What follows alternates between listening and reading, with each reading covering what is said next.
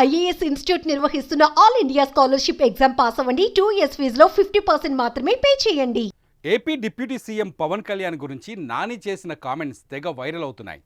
నాని రీసెంట్గా రానా హోస్ట్గా చేస్తున్న షోకు హాజరయ్యారు. నాని మాట్లాడుతూ పవన్ కళ్యాణ్ సినిమాల్లోనే కాదు ఆయన రాజకీయాల్లోనూ పవర్ స్టారే అని కొనియాడారు. పవర్ స్టార్ పవన్ కళ్యాణ్ ప్రస్తుతం సినిమాల్లోనూ రాజకీయాల్లోనూ బిజీగా గడిపిస్తున్నారు. సినిమాల్లో పవన్ కళ్యాణ్ స్టార్గా తనదైన మార్క్తో దూసుకుపోతున్నారు. అంతేకాదు నెంబర్ 1 పొజిషన్లో ఉన్నప్పుడే రాజకీయాల్లోకి అడుగుపెట్టారు. అలాగే పాలిటిక్స్లోనూ అదే స్థాయిలో ఎదిగారు పవర్ స్టార్. అక్కడ కూడా నంబర్ 1 అని నిరూపించుకున్నారని నాని కొనియాడారు. రాజకీయాల్లోనూ ఎంతో మందికి స్ఫూర్తినిచ్చారని నాని ప్రశంసించారు.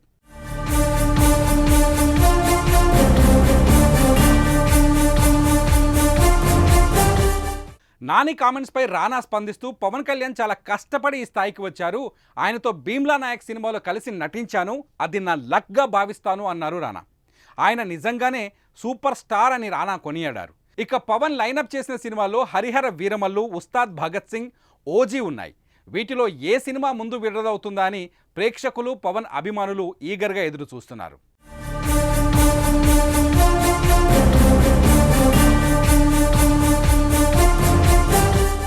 ఆంధ్రప్రదేశ్ ఎన్నికల్లో 100 స్ట్రైక్ రేట్తో రికార్డుకెక్కిన జనసేన అధినేత మహారాష్ట్రలోనూ తన పవర్ చూపించారు. ప్రస్తుతం మహారాష్ట్రలో వెలువడుతున్న ఫలితాల్లో ఎన్డీఏ కూటమి భారీ విజయాన్ని నమోదు చేసుకుంది. అయితే AP deputy CM Pawan Kalyan ప్రచారం చేసిన ప్రాంతాల్లో కూడా అభ్యర్థులు భారీ మెజారిటీతో విజయం సాధించే దిశగా వెళ్తున్నారు.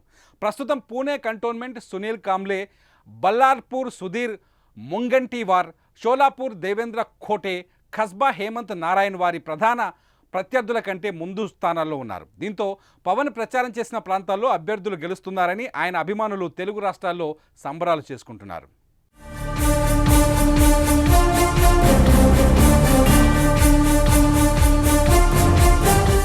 పవన్ కళ్యాణ్ సినిమా రంగంలో నెంబర్ 1గా దూసుకుపోతున్న సమయంలోనే రాజకీయాల్లోకి ఎంటర్ అయ్యారు. 10 ఏళ్ల అశేష కృషి తర్వాత పవన్ వెంట జనం, జనం వెంట పవన్ అన్నట్లుగా రాజకీయాలు పవన్ చుట్టూ తిరుగుతున్నాయి. ఎన్డీఏ కూటమిలో ఉన్న పవన్ కళ్యాణ్ బీజేపీ అగ్రనేతల సూచన మేరకు మహారాష్ట్ర ఎన్నికల్లో ప్రచారానికి ఒప్పుకున్నారు. అయితే పవన్ కళ్యాణ్ ప్రచారానికి ఫ్యాన్స్ జేజేలు పలికారు. ఊరు కాదు కదా, రాష్ట్రం మారినా పవన్ పవర్ తగ్గలేదు అన్నట్లు కుర్రకారు కేరింతలు కొట్టారు. మహారాష్ట్ర వెళ్ళినా పవన్ కళ్యాణ్ తెలుగులోనే ప్రచారం చేయడం ఇక్కడ విశేషం. తెలుగు తెలిసిన వారే కాదు, తెలియని వారు కూడా పవన్ స్పీచ్కు ముగ్ధులయ్యారట. ఏం మాట్లాడారో తెలుసుకొని మరి పవన్ ప్రసంగాన్ని ఫాలో అయినట్లు తెలుస్తోంది.